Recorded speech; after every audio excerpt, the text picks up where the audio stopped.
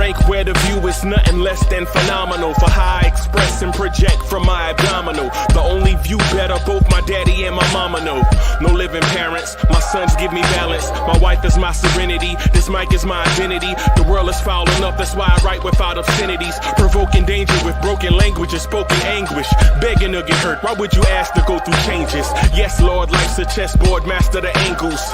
Control the tempo, be the one who holds the info. Acknowledge is just as deadly as machete swings. When spoken, the truth is as potent as that Medellin. While others swear the style is free, I just let it ring. Our time is undervalued, soldiers make us better kings. My fans on my shoulder, reaching after better things. Today I take the shot, for them I'd rather set the screen. My mama told me follow my dreams. My daddy told me get it by any means. Stand tall, make him bow to a king. But I've evolved, you can see the result. Look in my eyes when you speaking to God. Life and for those who be caught up in using what I was taught with the muse. I guess they call it proving I'm more than an artist. Penciling out my darkest while stenciling out a harvest. And storing what gets me from A to B, just like garages. Instrumental with collages. Envision what I've been drawing. Broadway to give you rhythm like the great Lena Horne. So bent on, found comfort in the storm. Find peace and on when you see them others perform. Organized chaos, outcast it like hey ya.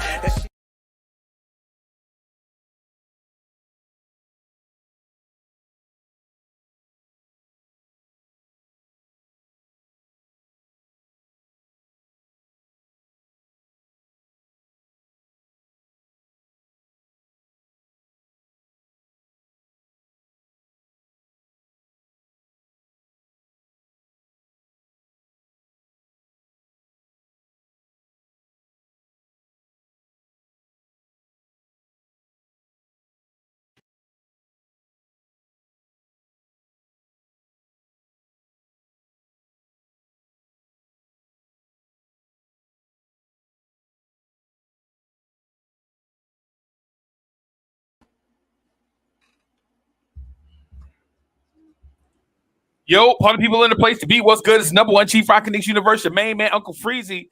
And welcome to this thing that we call the Knicks at Night podcast. Y'all want this party started right. Y'all want this party started quickly, right?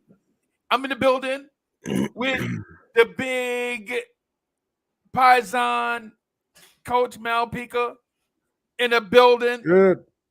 Salute. Coach, what's good, boss? Celebrate good times. Come on. Ladies and gentlemen, we are witnessing a current Knicks legend in the making. Back-to-back 40-point games and victories. Our three other most recent franchise players, Melo, Ewing, and Mr. Bernard King, were the last to do that. Say it one more time, Coach. We're seeing a what in the making? Legend. Yeah, man. How you doing, man? Pretty good, man. It's been in and out of life stuff, you know what I'm saying? Life stuff, bro. Yeah, man. But we have this basketball stuff to kind of, it's our little escape, you know what I'm saying, for 2 hours every other day. You know. I love that Led Zeppelin t-shirt, bro. For those that don't know, y'all better go listen to Cashmere and stop playing.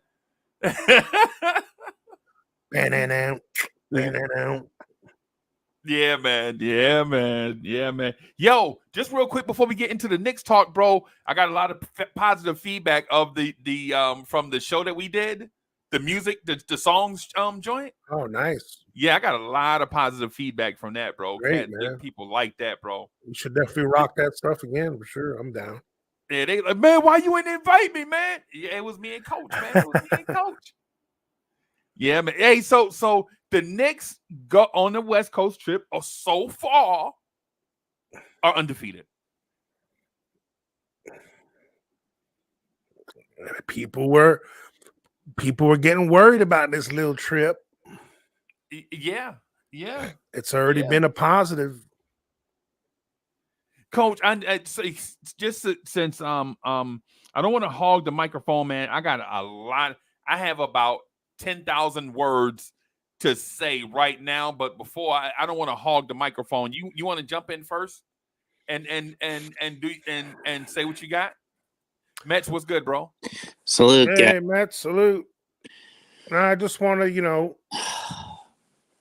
kind of reiterate. I mean,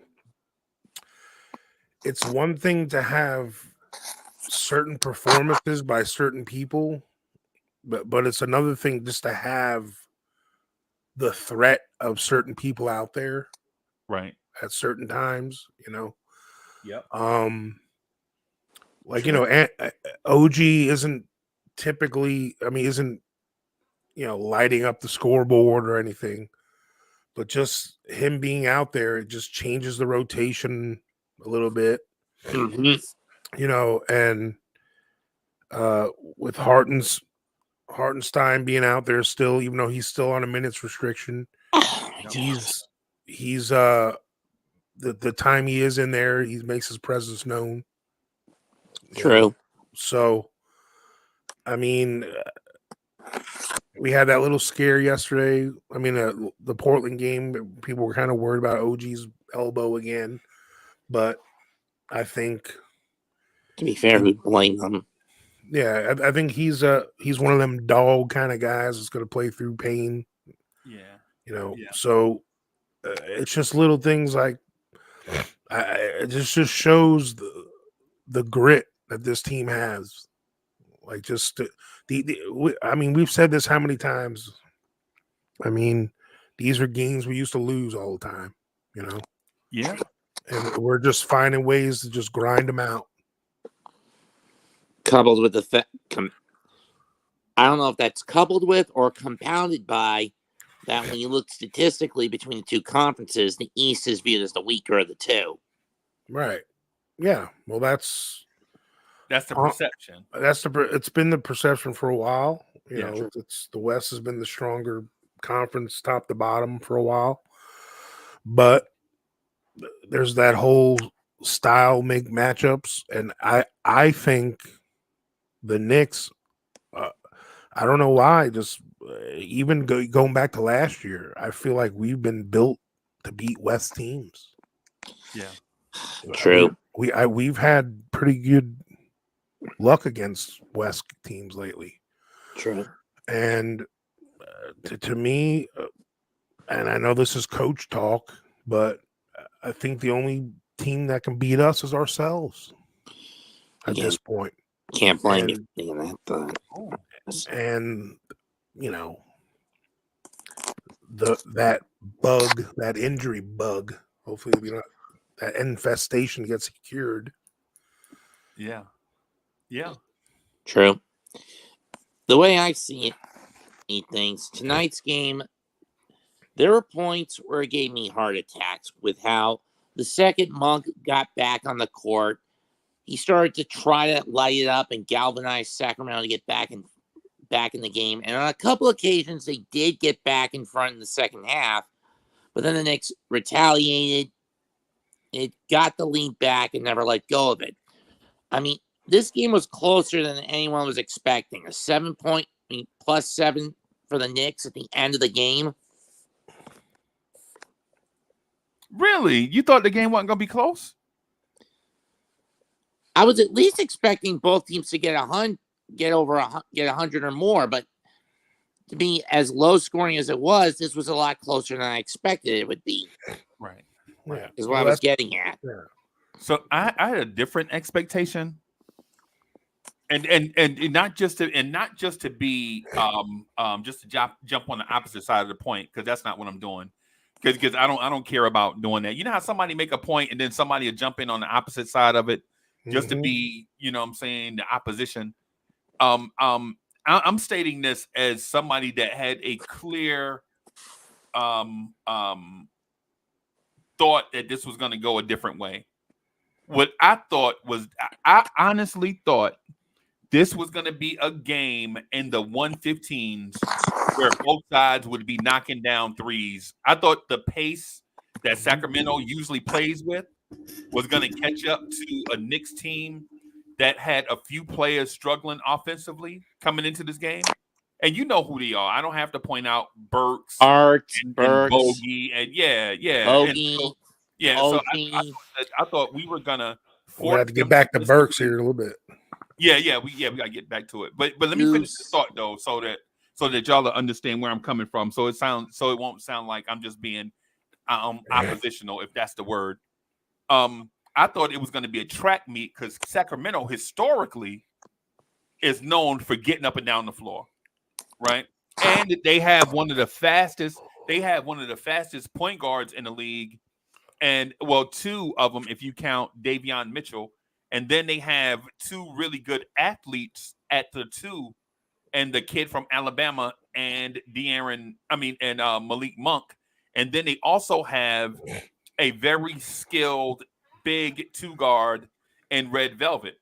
And I honestly thought those four guys, the combination of them, whether they go to a 3-guard lineup or the traditional big backcourt. I think Sasha was out tonight. Who? Sasha whatever his name is, the big velvet, little red velvet, you call him? No, I'm talking about Kevin Herter. Oh, he was out. Kevin Herter. He played tonight. Oh, never mind. Yeah. He played tonight, and so I thought the combination of either Keon, Malik Monk, and De'Aaron Fox just putting a lot of speed on the floor, or the traditional backcourt of De'Aaron Fox and Red Velvet was going to cause us issue. And then I also thought this night would be a prime night for Sabonis to go off for like 40 and 20. Right, one of those you know how it's like a random OD night. Some guy just goes off and has like a huge night against a smaller team, especially since Hartenstein was on minutes restriction. Yep, that's what I was thinking. But what we got was a barroom brawl.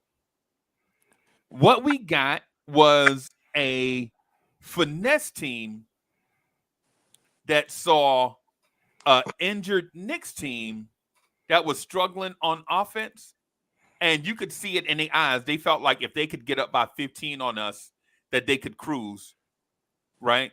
And you could see the frustration in their face because they could never get to that 15-point lead and force us into taking contested Josh Hart threes. By my count, they never got us by more than 4. At any point.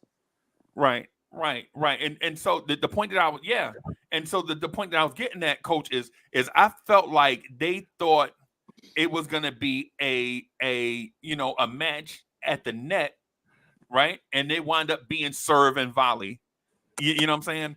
Like legit, I thought they thought it was gonna be a game where both quarterbacks throw for 400 yards, and it wind up being a game where 3 running backs run for 120 yards. You know what I mean?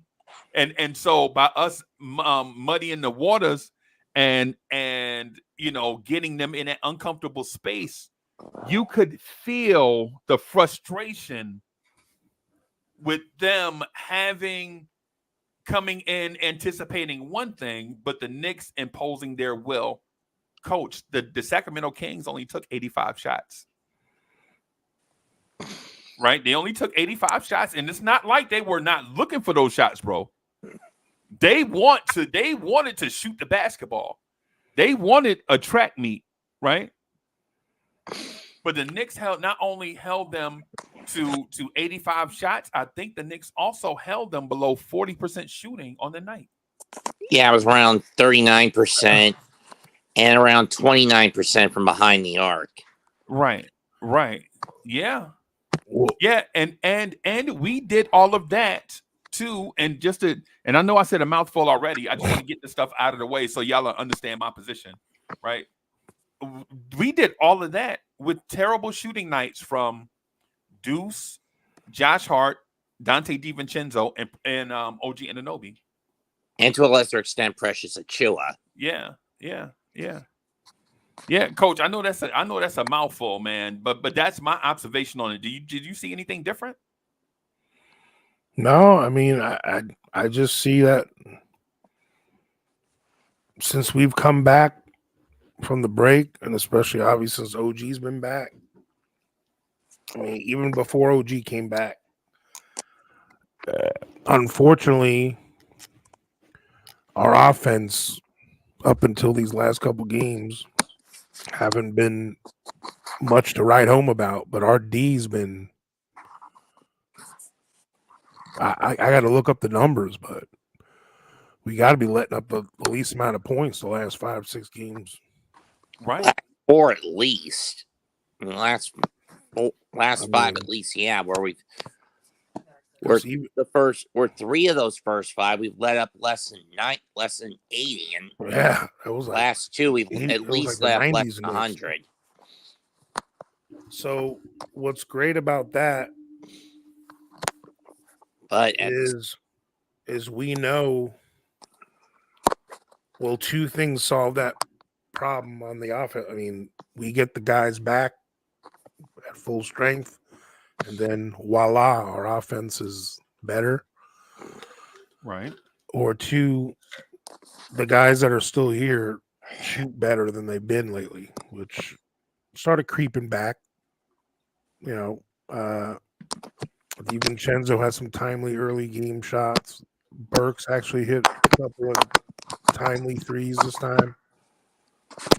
yeah, which perplexes me. I mean, I was on Uncle Ron's show earlier this afternoon, and I was speculating what the heck is up with Burks? Is it the pressure, or is he hiding an injury? Maybe even both. No, I mean, I just think that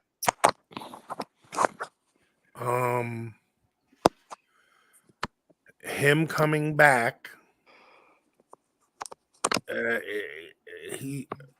I think it's just sometimes when you go to a new spot, you're not hot right away. I mean, how many games has he really been with us? 15. Yeah. So I mean, and it's not like his production with the Pistons have been volume based. I feel, even though he's been kind of efficient, he's had a lot Hey, more. Max, you got something clicking Yeah, going on in the background, man. I can barely hear Coach. Scraping your. I think he's had more opportunities to shoot, and because some of the problems Burks has right now, he could play through when he has more minutes. So when he was with us last time, he played a lot more minutes, but now he has limited minutes. So either he comes in already warm or he doesn't. But the reason he had so many minutes last time was because we basically shoehorned him into, when he was a 2 guard, into being a 1 guard, because we made the mistake of putting a small albatross player in Kemba Walker on the court, despite knowing that his knees were giving out on him almost 24/7. Yeah, no, I know much that. of a burden on Burks, as far as I'm concerned. No, but what I'm saying is, what I've said, you can go back and check the receipts from when we first signed them, and after the first 4 or 5 games they played, and on and on and on. Tibbs is using, no matter how injured we are, he's making sure that Bogey and Burks are being played the minutes they would normally play when everyone comes back. So, so they're already used to try, because I think that he wants them to get used to, not because on the other teams they were on before they came back to us, and this goes back even further for Bogey, they're counted on for more scoring for their team, more volume scoring. Now for us, we need them for spark scoring, off the bench. So he's almost trying to reprogram them into being more instant offense instead of playing 30 minutes and getting some points. because they ain't getting 30 minutes when everyone comes back. So I really think he's staying the course with them too. I don't think their minutes are going to change much than they are now. I mean, obviously Burks, until this game, there was the murmuring that he's going to be getting cut out eventually. But, until everyone's at full strength, we're going to keep peppering them in there. Right. So I just think now the next game against the Warriors, where they tend to play a little smaller sometimes. I think the need for those guys might be a little more evident this next game. Especially after what I sat through with their game against the Lakers tonight. Yeah, I don't know. That was a weird game. I caught some highlights. I mean, but Coach, to your point, Coach, the point that you mentioned about a spark. Yeah. Both of the guys made 4 baskets tonight, right? And if you look at the plus minus for tonight's game, Alec Burks has the biggest plus minus of anybody that played tonight. There you go. Plus 13. So to Coach's point. To Coach's point, the point about the spark, Alec Burks provided that tonight in the game that we absolutely needed a spark, because there were about 3 or 4 guys, maybe 5 guys whose offense was not going tonight. And the fact that Burks and Bogey got us 8 baskets between both of them, I think is a plus. Yeah, and we still have like 4 or 5 teams breathing down our necks in the standings. Right. Well, considering the direction we were going, it was getting a little, scary. Now we're on a 3-game win streak. Now we're only 2 games behind Cleveland. Yeah. For the 3 seed. So now all of a sudden, I mean, obviously having Randall and even freaking Mitch back would be amazing. But I think just getting OG at full steam and Hartenstein full power is going to make us a competitive team with any team in the NBA every night. Every night, Coach. And then obviously when Randall comes back, now we're going to have that's where the expectations come into play. It's it was getting scary there.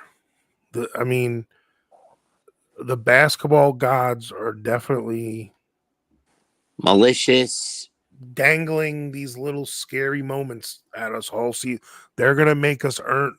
I hope we can look back on this little month or 2 one day and be like, oh, remember when we almost fell apart?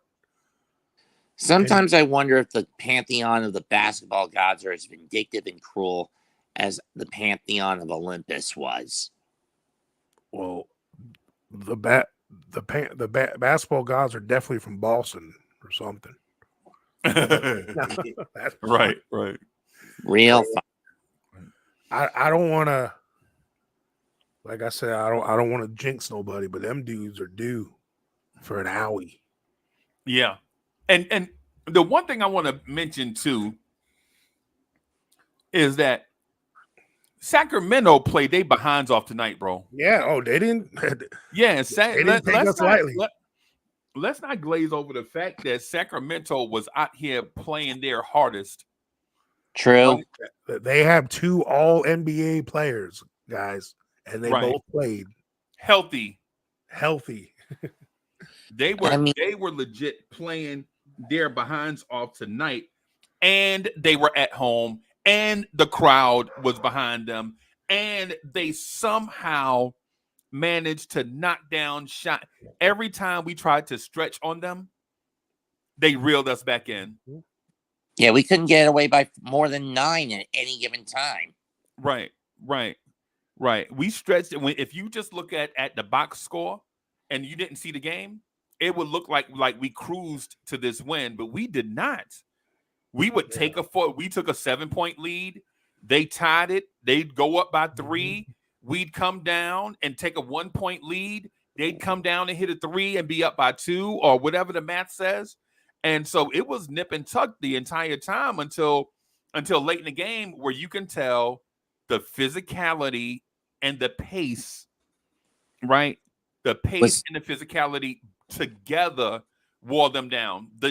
Because there's one thing, right? Just coach, and you can speak to this in sports. There's one thing, running full speed with a clear path and nobody's touching you and all that stuff. But then there's another thing, you're running full speed and people are all over you, and you have to do it for all 4 quarters, all 48 minutes, right? And this game meant something to Sacramento, because just like the Knicks are in the playoff hunt, they're trying to move up. Sacramento is also in the playoff hunt. And with that loss tonight, Sacramento falls, I think, a percentage point behind Phoenix for the 6th spot in the West. Right. Yeah.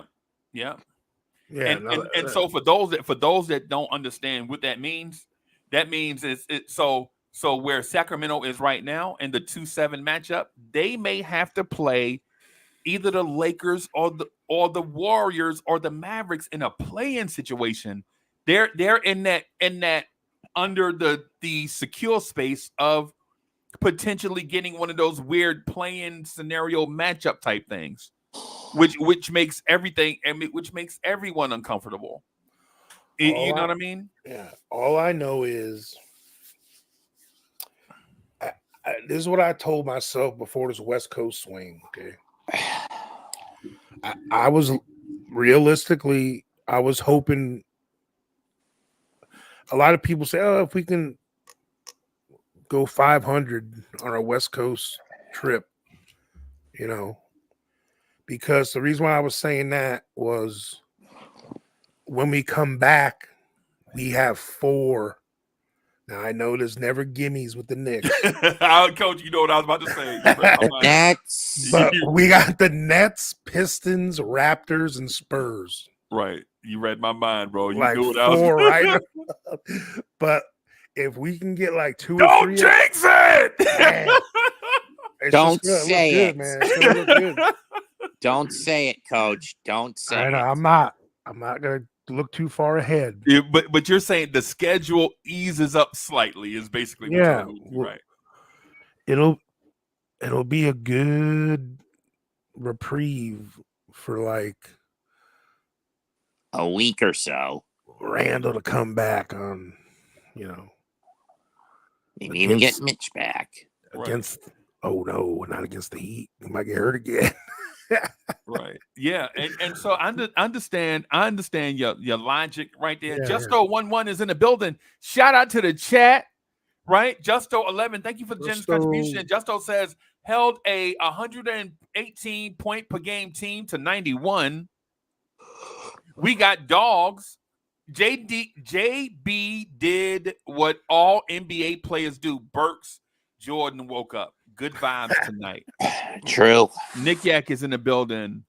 Minus is in the building. -2 Trill. Wiz is in the building. Hotline Bling. J-Dub. Ed Winning. Daniel Berry Sports Highlights is in the building. Andios. And of course, I'm joined by Mets. And I'm also joined by Coach. Coach is in the building. Salute to everybody after this fantastic win on the road in a hostile environment in a very tough game. We beat a playoff team in their own house, and we didn't get hurt. Bim. 40 down, 67 down, 15 to go. Salute to Craig is in the building. Craig, what's good? Craig says Jalen for president. Bim. My name is Uncle Freezy, and I approve that message. OG Anunoby moves to 15-2 as a Knick, too. Hey, Coach, Coach, did you see, or do you recall, because I know you saw it, but do you recall OG Anunoby defending De'Aaron Fox on the perimeter and then blocking Sabonis at the rim in the same possession? I sure did. Yep. I mean, especially when you consider Sabonis' pedigree. I mean, he is Arbynas Sabonis' son, but in Sacramento, that means nothing. Yeah. I mean,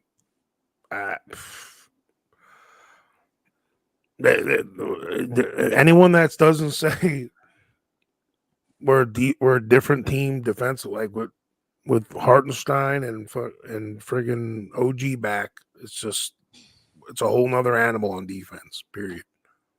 Yeah, but now the question is when we get Mitch and Randall back, which two sit? Hey man, I know this is gonna sound weird, Oh, right? Hart's going on the bench, and Yeah. Mitch is coming off the bench when he comes back. We're gonna ease him back. They're not gonna go full board with him. And I know this is gonna sound strange because when I started the channel, I did not have this feeling. I'm up and down on my feelings on Tibbs, but I trust him.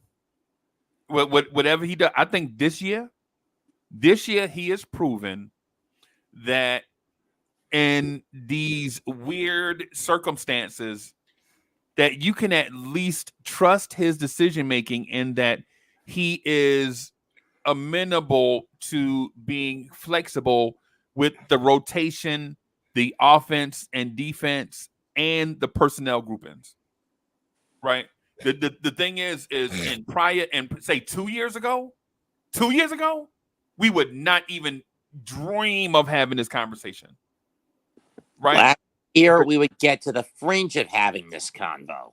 Right. But this year, you saw Tom Thibodeau is allowing Josh Hart and Dante DiVincenzo and Jalen Brunson to switch defenders on the perimeter. Right. And you saw the defense all of a sudden get better. Now, when RJ and Quickly were here and Grimes, the conversation was about screen navigation and staying with your man. Mm-hmm. Right? Because that's what they did best. Try to stick with their man like glue, but oftentimes that man would get away from them. Right. And we would give up 3-pointers on a perimeter. Right. And basically what that tells me, and no slight on the young guys, but veterans know how to communicate. Veterans have seen it all before. There's nothing you can run. When a guy is a 6th-year player, 5th-year, 6th-year, 7th-year player, there's nothing new you can show a veteran player that has been a rotation player his entire career. There's nothing new, right? It's like being a DB in football. When you play free safety, by the time you're in your 7th year, you've seen every pass concept and personnel grouping and everything. They can't fool you back there. The only thing is personnel. I'm gonna go hit the sack, Freezy. It's late for me. All right, boss. All right, Matt's there. Like, here's the only thing that concerns me a little bit is this. We just had, and I know it's going to change probably when Randall comes back, and now that OG's back, he drives a little bit, but it just doesn't seem like, and I don't, is it a problem with the refs? Because we know it's not like Brunson isn't getting hit when he's going into the lane, because he does. They don't call it all the time. They don't call it, yeah. But the lack of free throws, man. Like, it just seems like we're not getting to the line enough. And I know we're settling for outside shots a little bit with this grouping we have. And I don't know, because really, the reason why I wish, because I don't, when was the last time we could say this? I wish we go to the free throw line more, because this team actually could shoot free throws well now. Yeah. We actually have some good free throw shooters on this team. Yeah. Because even our big right now, iHeart and Precious can make free throws. Now, when Mitch comes back, we'll see. And speaking of I mean, I love me some iHeart. And I know it's easy to not talk about him because it ain't like he's filling up the score sheet with his points or anything. Right. But in a little under 28 minutes, 14 rebounds, 3 assists, 4 blocks. Dude, Yeah. 7 points. Yeah. I mean, the and one at the rim. oh,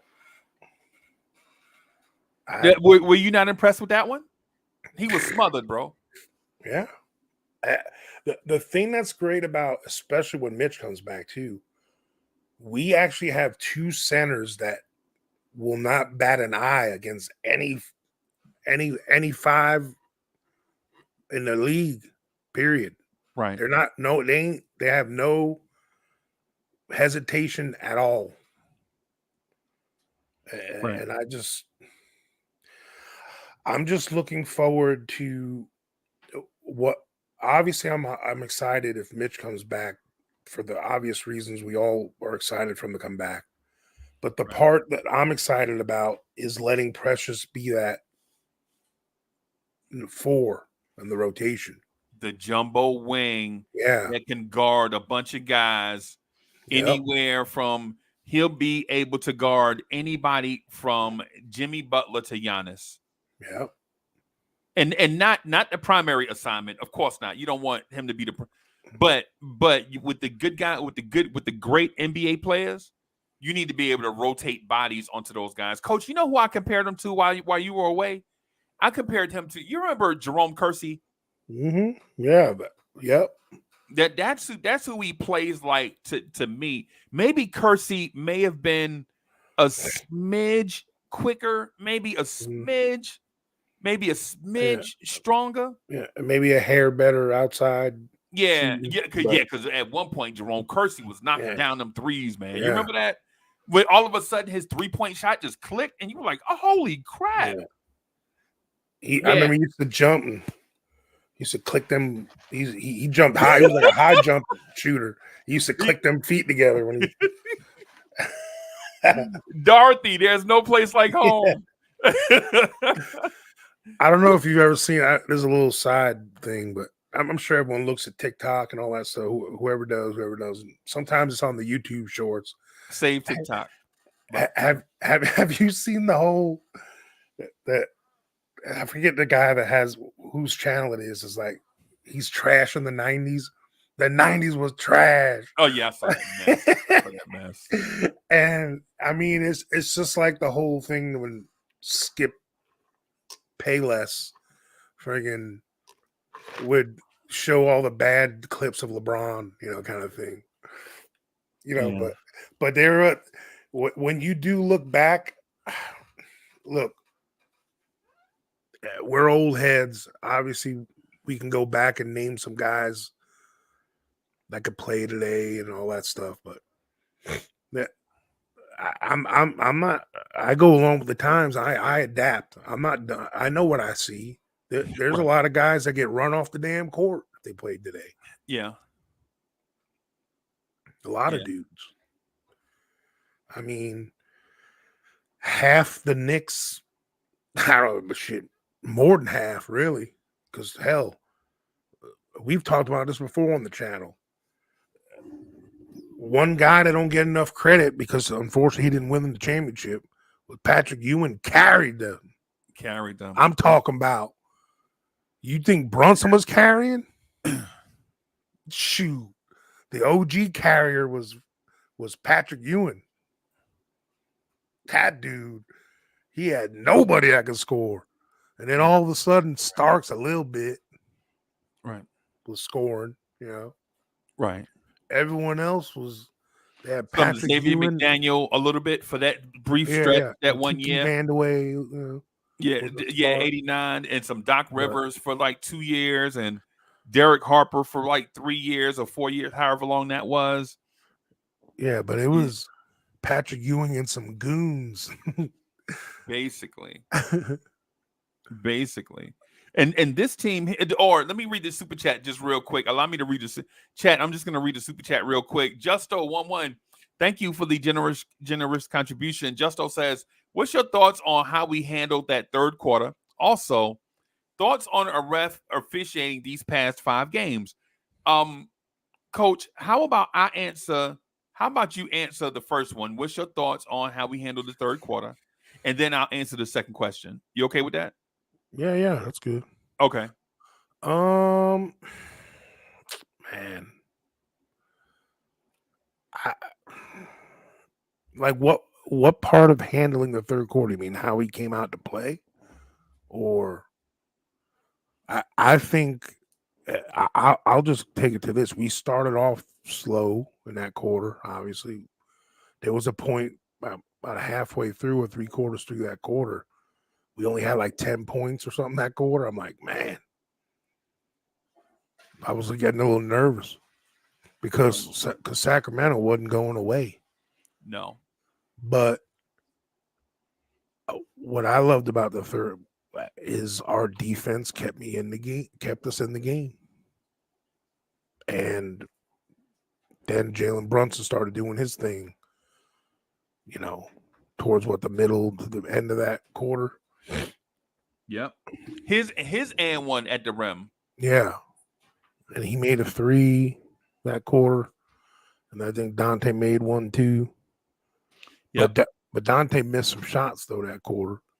I remember. Yeah, Dante missed some wide open, bro. Yeah. And then they went on that. That's when they, had that little run. And we went down. We were negative, obviously, that quarter. When we had that 7-point lead, and then Josh Hart fouled that man across his head, and then he blew an offensive assignment when he didn't rotate back up to be the outlet, and then it was a 24-second shot clock violation, and then he came down and Harrison Barnes hit the 3 in his face, and you were like, right. Oh, but you got to live. But you live and die with Josh Hart, bro. Yeah, and nobody's gonna play perfect for 48 minutes, man. Right.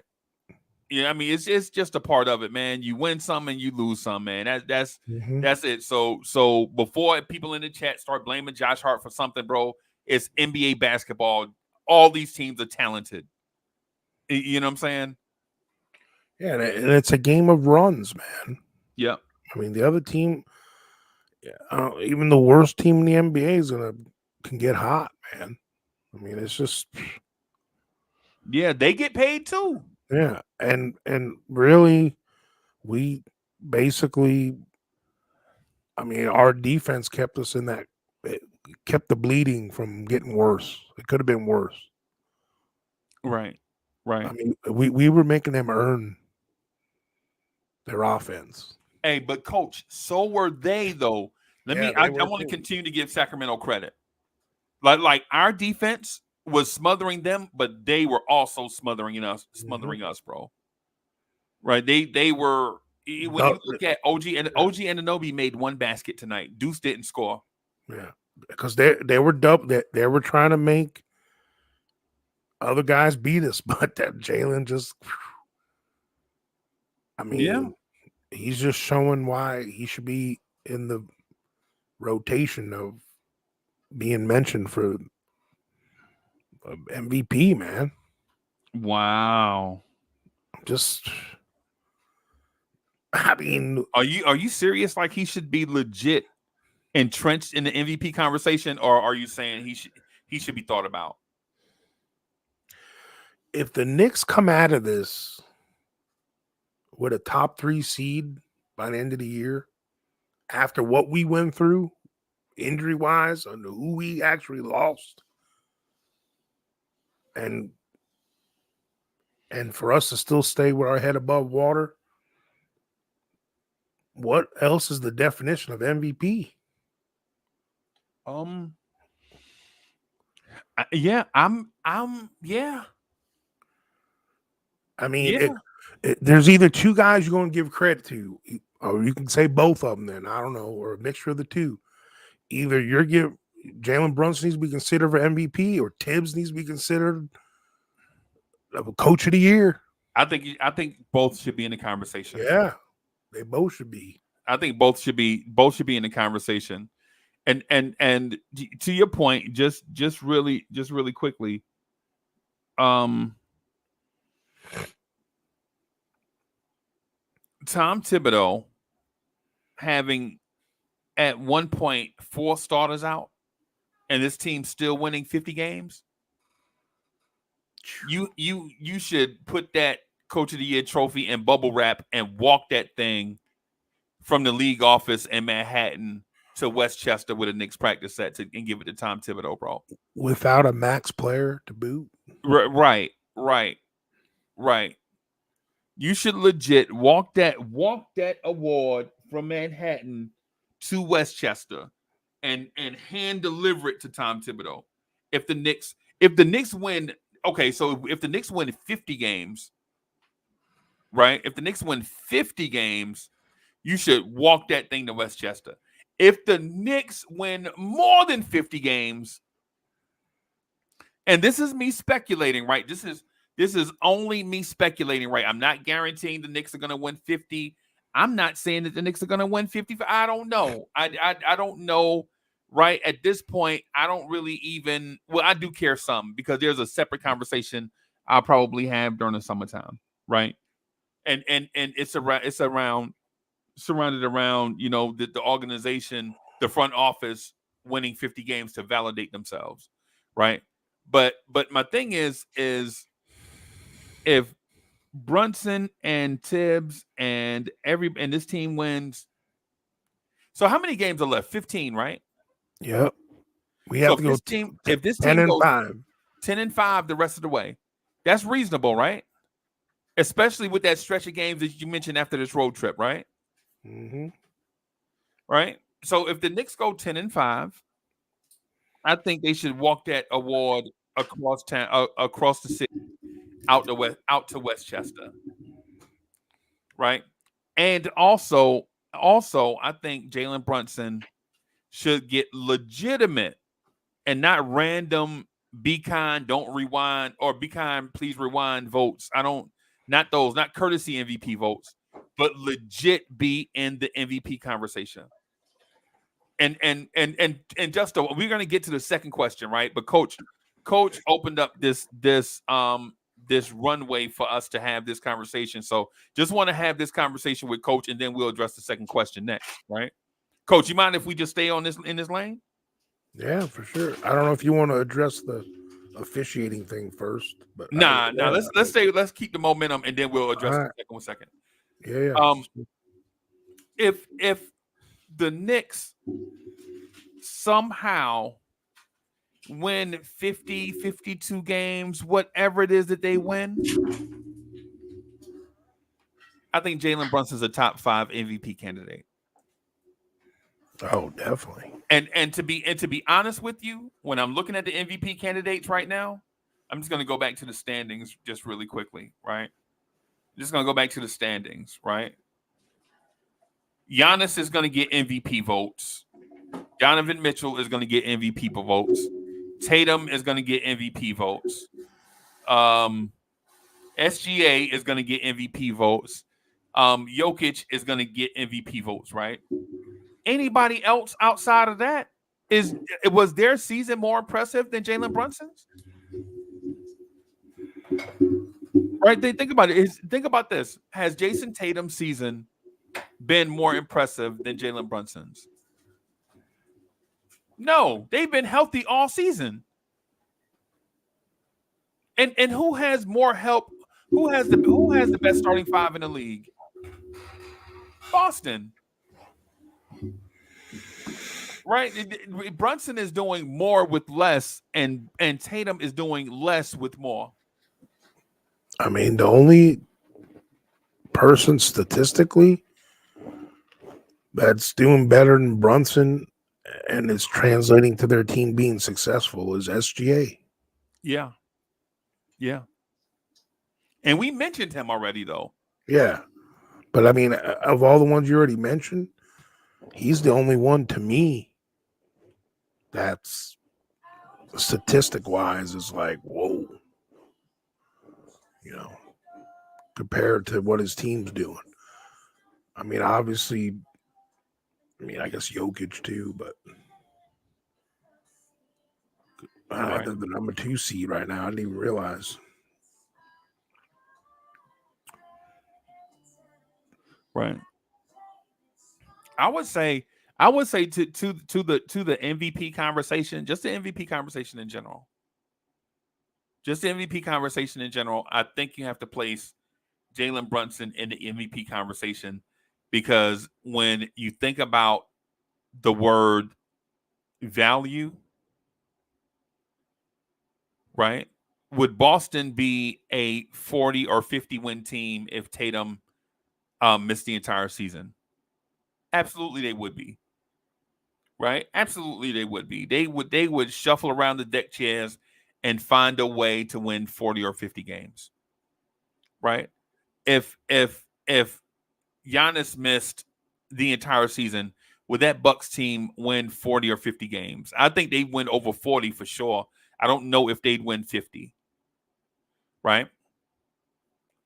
If Jokic missed the entire season, would the Denver Nuggets win 40 games? Absolutely.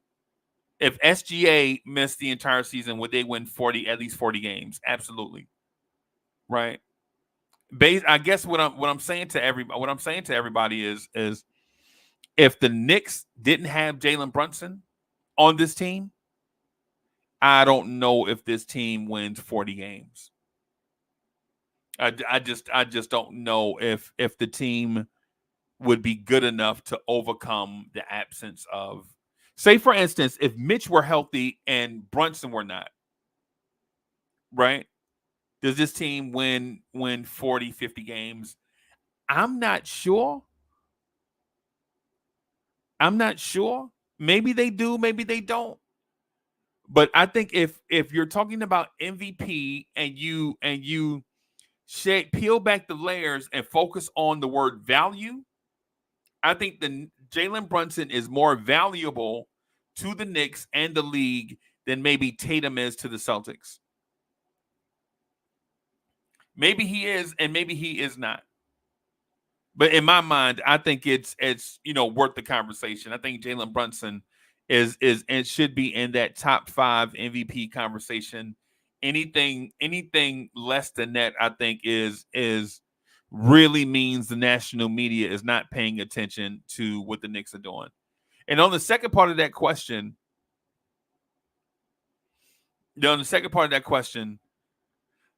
Justo says, also thoughts on the refs officiating the past 5 games. Just really quickly, I'm just gonna say, honestly, since that horrific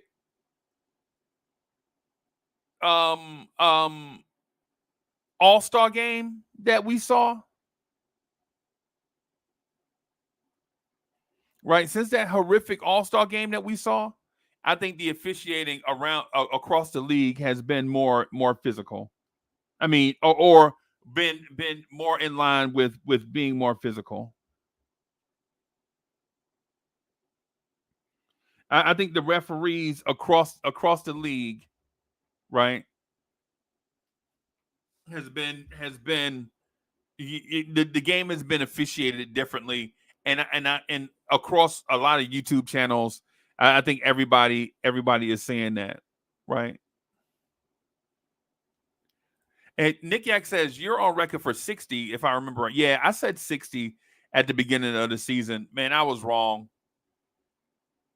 I was wrong. I saw the potential in this team, and it got me hyped up thinking that this team could win. I was actually thinking 63 wins, right? But I was like, no, 63 is a little over the top. I'll go with 60, which is really over the top. And as a matter of fact, I'm gonna be on Big Tone's show later on today, man, settling up on a steak dinner. So I got to buy that man a steak dinner since the Knicks didn't win 60 games. So I'll be over there about 2:30, something like that, coming through. IKBM is in the building, and he says the Knicks won 40 with Randall. Yeah. I'm thinking no. Would they win 40 with Deuce McBride at point guard? Is what I was thinking. I forgot about the Randall piece of it. So maybe they do. Maybe they do. And that's a great point. Maybe they do, but I just think Jalen Brunson should be in the MVP conversation, and that's me speaking as an NBA fan and not just a Knicks fan. And I think at some point we got to give people, give the credit where it is due.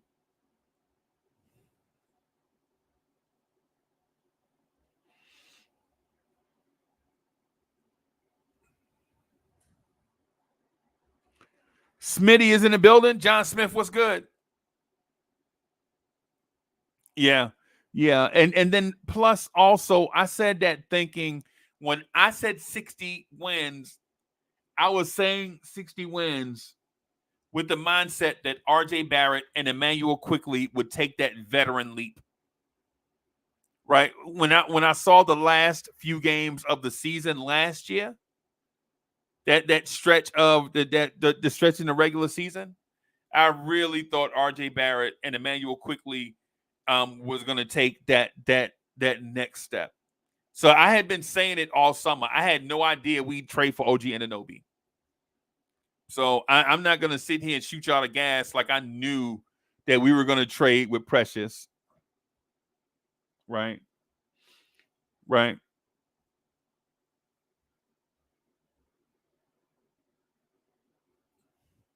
Yeah. So I'm not gonna lie to you and think that and say that I knew Hartenstein would develop into this. I had no idea.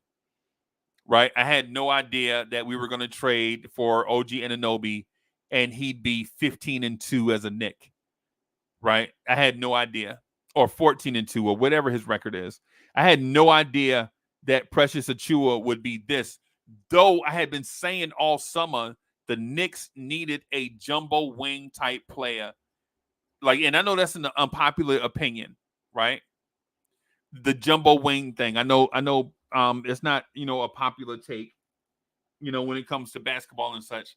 I honestly felt like, and it's the reason why I tried to pound the table for Nathan Knight and Isaiah Roby, because I felt like we needed the 6'8", 245 athlete to guard the big guys, to give Tom Thibodeau lineup flexibility in a Taj Gibson type way in Chicago, where when you had Luol Deng and Taj Gibson defending at the same time.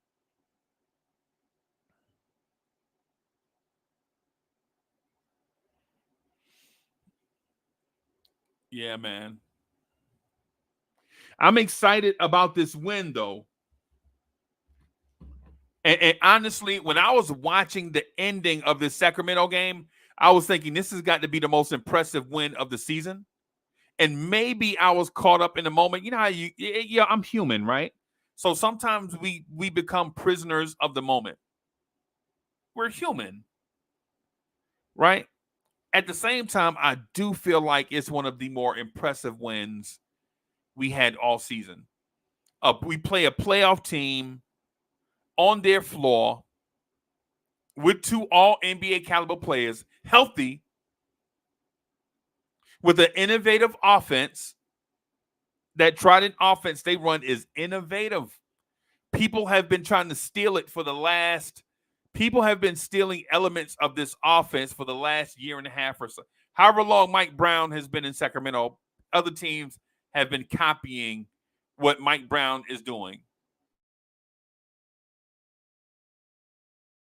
3 passing options, right? You always have options to go with your triple threat, right? And if you don't shoot, he'll snatch you off the floor. And the fact that we held that team to 91 points and under 30% shooting from the floor and played physically and for each other, to me, is impressive. I can't think of a more impressive win this season. Maybe when we beat Milwaukee, I think. Maybe when we beat Milwaukee, but I can't think of a more impressive win. And I'm looking at the schedule now. Maybe the Cleveland win, the Clippers win. No. No, I can't see a more impressive Miami. No, I just don't see a more impressive win. Toronto, the Lakers, 114-109. I don't see a more impressive win. The Milwaukee game on Christmas Day. Yeah, I don't see a more impressive win on the Timberwolves January 1st. No, I just don't see a more the Denver win. The Denver win was impressive. We beat them by 38, I think. Yeah, we beat them by 38.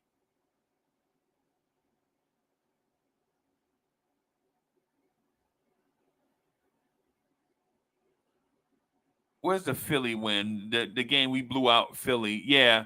The Philly win was impressive. I just think this one here is probably more impressive, the most impressive, I think. I'll go on record in saying that. Yeah.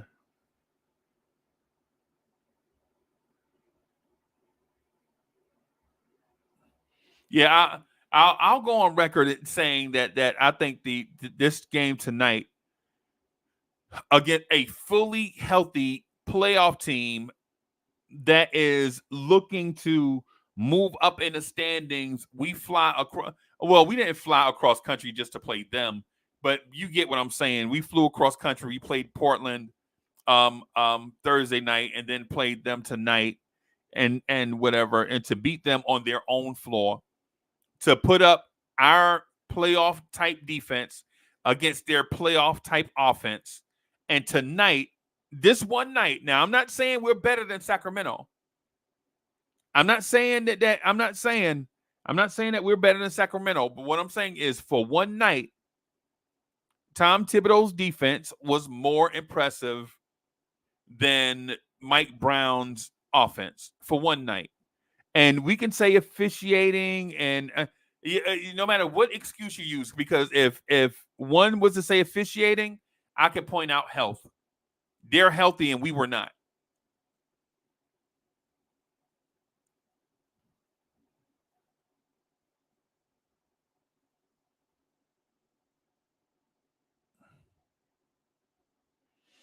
Yeah. And so I'm thinking this is probably, if not, now you may have your own game that you feel like was more impressive, but to me, this game right here is the most impressive to me. And I'd be interested to see which win this season you think was your most impressive win of the season.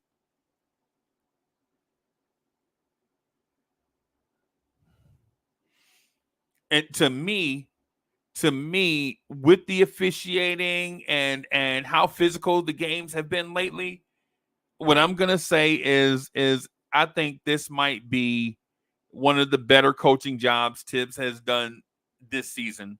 Now, let's not get carried away.